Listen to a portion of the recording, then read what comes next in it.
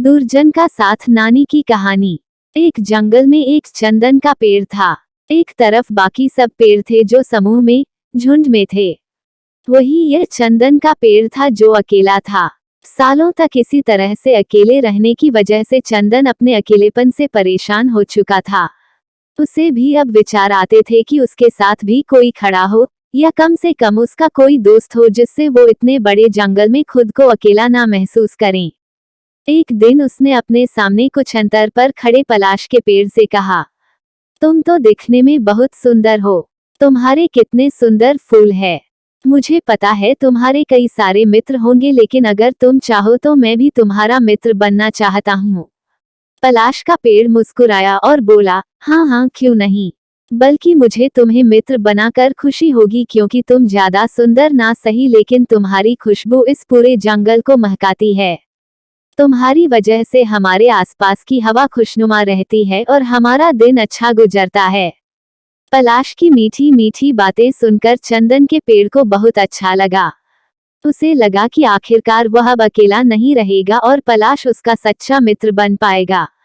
लेकिन वह कितना गलत सोच रहा था, यह उसे अपने भविष्य में पता चलने वाला था।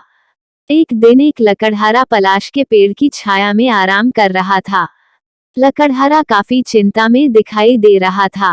पलाश ने उसे उसकी चिंता का कारण पूछा तो लकड़हारे ने उसे बताया कि वो जंगल से सूखी लकड़ियां काटकर उन्हें बाजार में बेचता है और उनसे पैसे कमाता है, और इस तरह से वह अपना घर चला पाता है। लेकिन आज पूरा दिन जंगल में घूमता रहा, फिर भी उसे कोई भी सूखा पेड़ नहीं मिला जिसकी लकड़ियों को वो काट सके। आखिरकार थककर वो यहाँ आराम करने बैठ गया। पलाश लकड़हारे की बातें सुनकर बोला, बस इतनी सी बात। माना कि तुम्हें सूखी लकड़ियां नहीं मिली, मगर तुम्हें कुछ कीमती लकड़ियां मिल जाएगी जिन्हें बेचकर तुम्हें अच्छे खासे पैसे मिले तो तुम्हारी समस्या हल हो जाएगी। लकड़हारे ने कहा, तुम कह तो ठीक रहे हो, लेकिन मुझे कीमती लकड़ियां मिलेगी कहाँ से। पलाश के पेड़ ने लकड़हारे को अपने सामने कुछ दूरी पर वही चंदन का पेड़ दिखाया जिससे उसने थोड़े दिनों पहले ही मित्रता की थी। लकड़हारा तुरंत चंदन के पेड़ के पास गया और उससे थोड़ी लकड़ी का काट ली। चंदन का पेड़ पलाश की धोखेबाजी से काफी दुखी हो गया। उसने सोचा कि उसने पलाश की ऊपरी सुंदरता देखकर उससे दोस्ती की, इससे अच्छा वह उसको भीतर से जानने के बाद दोस्ती करता तो अच्छा होता। उसने सोचा जरूर पलाश के पेड़ इस धोखेबाजी का जवाब देगा। लकड़हारे ने लकड़ियां तो काट ली थी, लेकिन वह कुछ सोच रहा था और चिंतित दिखाई दे रहा था। चंदन के पेड़ ने उससे पूछा, अब क्या हुआ। तुम्हें तो लकड़ियां मिल गई है, फिर क्यों चिंता में हो। लकड़हारा बोला, मुझे लकड़ियां तो मिल गई है, लेकिन जल्दबाजी में मैं घर से रस्सी लाना ही भूल गया हूँ। अब मैं ये लकड़ियां कैसे अपने घर तक ले जा पाऊंगा। चंदन को जल्द ही पलाश से बदला लेने का मौका मिल गया। चंदन ने लकड़हारे को कहा, इसमें क्या समस्या है।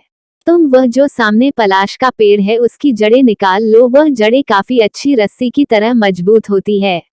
उनका इस्तेमाल करके तुम लकड़ियां बांधकर अपने घर तक ले जा सकते हो। लकड़हारा चंदन के पेड़ के दिए सुझाव से खुश हो गया और तुरंत पलाश के पेड़ को जड़ से उखाड़कर उसकी जड़ों को रस्सी की तरह इस्तेमाल करके लकड़ियों को बांधकर अपने घर लौट गया।